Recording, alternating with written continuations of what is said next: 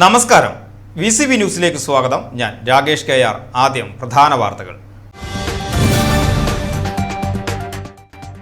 Vadakkanchery block പഞ്ചായത്തിൽ UDF അംഗത്തിന്റെ അപ്രതീക്ഷിത vote അട്ടിമറിയിലൂടെ LDF ഭരണം നിലനിർത്തി. തന്നെ പിന്താങ്ങിയ സ്വതന്ത്ര അംഗം ജാഫർ വഞ്ചിച്ചെന്നും ഇത് രാഷ്ട്രീയ ചതിയാണെന്നും UDF പ്രസിഡന്റ് സ്ഥാനാർത്ഥി PI ഷാനവാസ് ആരോപിച്ചു.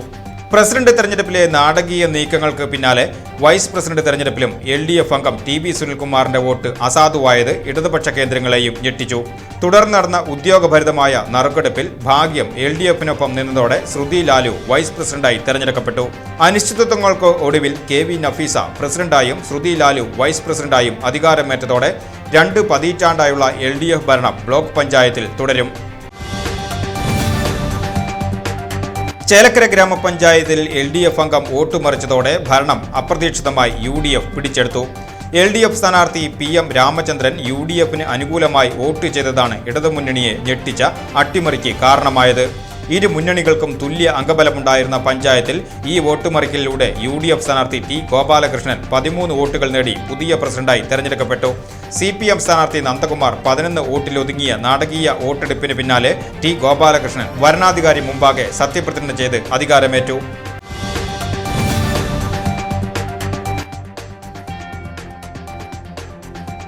മുള്ളൂർക്കരയിൽ കാറും മോട്ടോർ ക്യാബ് ഓട്ടോറിക്ഷയും കൂട്ടിയിടിച്ച് 6 പേർക്ക് പരിക്ക്. നിയന്ത്രണം വിട്ട കാർ ആദ്യം ബൈക്ക് യാത്രക്കാരനെയും തുടർന്ന് ഓട്ടോറിക്ഷയെയും ഇടിച്ചു തെറിപ്പിക്കുകയായിരുന്നു.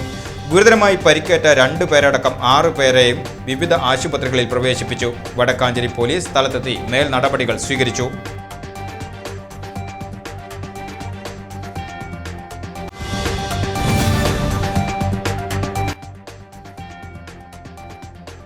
വേലൂർ ഗ്രാമപഞ്ചായത്തിൽ 10 വർഷത്തെ ഇടതു ഭരണത്തിന് അന്ത്യമിട്ട് നറുക്കെടുപ്പിലൂടെ UDF അധികാരം പിടിച്ചെടുത്തു. LDFും UDFും 9 വോട്ടുകൾ വീതം നേടി ഒപ്പത്തിനൊപ്പം നിന്നതോടെ നടന്ന നറുക്കെടുപ്പിൽ ഭാഗ്യം UDFനെ തുണച്ചതോടെ സ്വപ്ന രാമചന്ദ്രൻ പ്രസിഡന്റായും നിതീഷ് രാമചന്ദ്രൻ വൈസ് പ്രസിഡന്റായും തെരഞ്ഞെടുക്കപ്പെട്ടു. ഏക BJP അംഗം വോട്ടെടുപ്പിൽ നിന്ന് വിട്ടുനിന്നതോടെയാണ് ഇരു മുന്നണികൾക്കും വോട്ട് തുല്യമാവുകയും നറുക്കെടുപ്പിലേക്ക് നീങ്ങുകയും ചെയ്തത്.